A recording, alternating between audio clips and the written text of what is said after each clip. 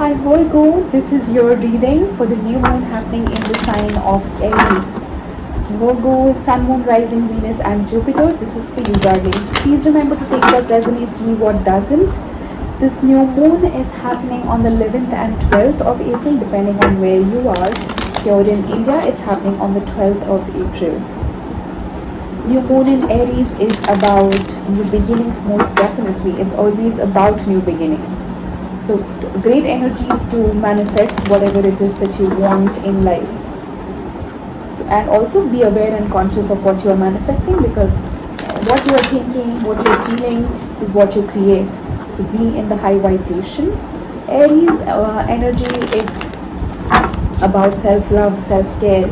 Aries is all about themselves, right? It's all about, the sign of Aries is about I, me, myself. So it's about self-care, being who you truly want to be, your highest vibration, your highest self. Be in that energy. That's going to help you a lot. It's going to bring about energies to love yourself more, work on yourself more. Since it's happening in the first sign of the zodiac, and also it's the first new moon in the new astrological year, so it is of utmost importance, because it's going to help you, it's going to create a more potent energy for new beginnings, new manifestations. It's going to give life to it. It's going to speed it up, let's say like that. Alright, let's see. Virgo, messages for you from your spirit guides, your ancestors, gurus, your teachers, God, consciousness, whatever it is that you think. The fates, Virgo, awesome. Something that's destined to be. Let's see what that is. 3 cards from the tarot. We'll try to understand.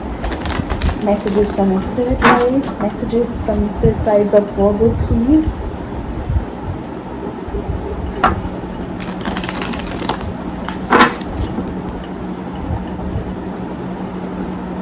May I tap into the energy of the collective Virgo? Alright. The Wheel of Fortune. This is the position of what are your spirit guides trying to help you with. How can you take action on your spirit guides' messages? Advice is the Queen of Wands. How can you better connect with your spirit guides? The 10 of Swords. Alright, clearly. Something that is destined again in divine timing. Something does seem to be happening around this new moon energy for you, Virgo. We'll see. Let me get to these cards.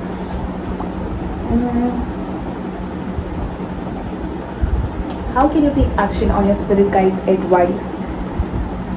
It's about what inspires you. It's about what makes you curious. It's about being in your power or standing in your power and undeterred. Do what you feel is right for you. And don't belittle yourself in any way for anybody. If you have your own, let's not say morals and principles, but your own righteous ways of doing things, if you think that's in alignment, if you think that's in alignment with the consciousness, then go with it.